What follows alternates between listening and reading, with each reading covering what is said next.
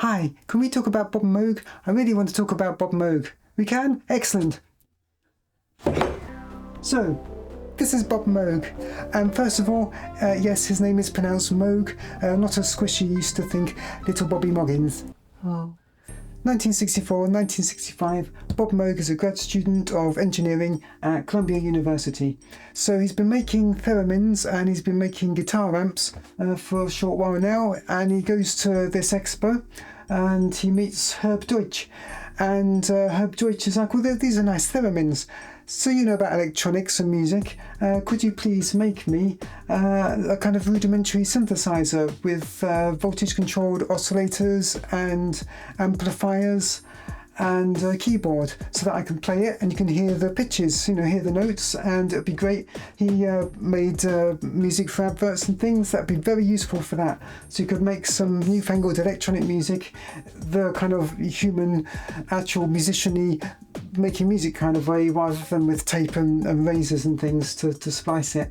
So yes, brilliant idea. So they spent a few months together and they evolved this idea, and Moog makes Deutsch a synthesizer, very rudimentary, but he's happy with it, he can use it, brilliant. In the 50s, before all this, Bob Moog had been working for Raymond Scott. So about this era, I think it was 63, 64, Raymond Scott's taking his vacuum tube based sequencers, because at the time sequencers were just a thing for organs. You'd have a little kind of drum machine-esque preset thing on the side, and how that would work would there be a kind of metal arm that kind of goes around like a clock, and it kind of hovers over these metal parts that trigger drum sounds. And Raymond Scott did things like, he worked out you could have dimmable light bulbs instead, so you could have variable amounts. So instead of just triggering a drum, it would have a value that could be any value between very bright and very dim. It could be used for anything such as pitch. So Raymond Scott came up with the idea of this kind of sequencer where you could use it for any control voltage, not just for drum sounds. He's made these for quite some time. He's on some next level kind of tip at this point. He's worked out how to make sequencers where you can kind of do little variations of the pattern and transpose it to different chords. But with some of these more basic ones, he wants to transistorize it, because in the 50s it's all vacuum tube based. He's starting to get into transistors, but this is a little bit beyond Raymond's abilities here, electronics wise, to make transistorized versions of it. So he asked Bob Moog, could you please transistorize my sequencer for me? He knew his stuff, he knew all about transistorizing things, so he was the one who transistorized Raymond Scott's, one of his more primitive sequencers, and then just kind of sat on it for a while out of respect to his very secretive friend. Raymond Scott was a notorious recluse. Also, Gustav Chiamaga, I'm not sure exactly how they met, but he asked Bob, hey, can you make a voltage-controlled filter for me? Yes, I can. So he does that. That's the thing that was so good that Moog patented it. He was very proud of the filter he made, and rightly so. The Nano 4A filter is a stellar, fantastic, very nice, creamy, smooth filter. Still, I think the best filter you can get for a synthesizer. So, he's an engineering student at Columbia University, New York, and meanwhile in the music department there's this professor there, Vladimir Yusachevsky, and he is coming up with all these ideas for things that he doesn't know how to make. So, for example, he wants some envelope followers that can take the overall kind of volume of a sound and match it for a synthesizer. And also he wants, he comes up with this idea that what we could do is we could make an envelope generator where you specify how long it takes to get to the beginning peak of the note, how long it takes to fall to a more reasonable volume, what that volume should be, and how long it takes to fade to silence at the end of the note. That's the attack, decay, sustain, release envelope generator, the ADSR envelope generator. Brilliant idea. So he finds Bob Moog like, hello, Bob, can you make this ADSR envelope generator for me? It would be a beautiful thing, but I just need you to make it because I don't know how to make it. I've worked out this would be a wonderful thing to exist. Can you please build one? Bob here makes some ADSR envelope generators for old Vlad there. Also in old Vlad's class here, we got Wendy Carlos, one of his students. Now she's making electronic versions of kind of orchestral sounds, and she figures that because each orchestral instrument has a different kind of sonic signature in terms of which frequencies it emphasizes, you can make a fixed filter bank to emphasize and de-emphasize certain frequencies, and that way you could get your electronic sounds to match these acoustic sounds. So she asks Bob Moog here, she's like, hey Bob, seeing as you made these envelope followers and generators for old Vlad here, could you make me a fixed filter bank? And it's like, yeah, of course I can, Wendy. He makes her a fixed filter bank. Later on, Wendy Carlos hears a demo of a vocoder at an expo, and she's like, hey Bob, if you give me enough VCAs and envelope followers and 2 fixed filter banks, and you want those filter banks, we can make a vocoder.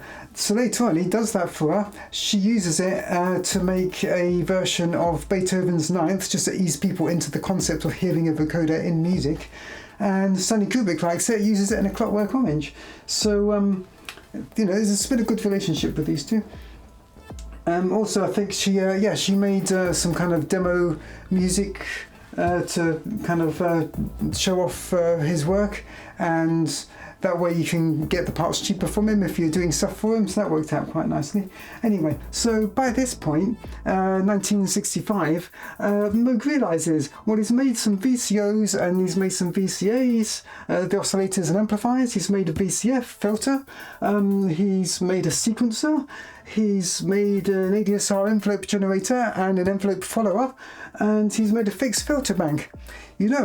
All he needs to do at this point is just standardize them into modules and then build standard synthesizers out of those modules. He's got a complete synthesizer. So just out of all the things he's made for the people he knows, he's got enough parts that he can just start mass producing and selling synthesizers. And that's exactly what he did. And that's where the Moog Modular 900 series synthesizers come from. It's just all the things he made for the people he knew, standardized and mass produced, and that's why people kind of simplistically think that he invented the synthesizer. He didn't invent them. There have been synthesizers a long time before. Vera Lynn, We'll Meet Again, that has a synthesizer in the background. That was way before. And even in the 1920s, of people making and using synthesizers. But Bob Moog's the one who met a lot of musicians, working musicians, making adverts and things, and he made the tools they needed to do their job, and then he worked out how to mass produce them and make standard configurations out of it. So for the kind of early 60s era, really good for sound design type synthesizers, the modular synthesizers that I personally like so much, this really was kind of the best one to actually make practical 12-tone equal temperament music for it, like you might want to put in adverts and things. So it turns out that it doesn't really necessarily matter if you're doing really stellar, innovative, pioneering work, like Raymond Scott was doing at the time, if you don't tell anyone. Raymond Scott was notoriously secretive, he was a complete recluse, as was Wendy Carlos, whereas Bob Moog, he was publishing papers about what he was doing, just like Howard Bode had before him. Howard Bode came up with the idea of a modular system, only his wasn't a synthesizer, it didn't have oscillators, it was more of an effects device, a modular effects device where you could use control voltages. Bob Moog took that idea and completely ran with it, added oscillators, added a keyboard, turned it into a recognizable synthesizer.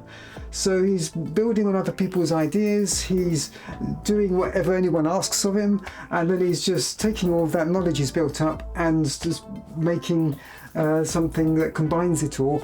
And he's already quite well networked, he knows musicians, he goes to expos, he knows how to then actually sell it to people. So it doesn't matter how good you are, if you're a recluse, it turns out. What you need to do is then network with people. So thank you very much to all of my sponsors at Patreon. War is not cheap, so if you enjoyed listening to me ramble, thank you very much. It's nice to be able to ramble about my special interest to people who actually want to hear it, and rather than me boring everyone else. So please do help out if you can. It's nice to be able to do this kind of thing almost for a living now, which is very, very gratifying. And I'll see you next time. Thanks.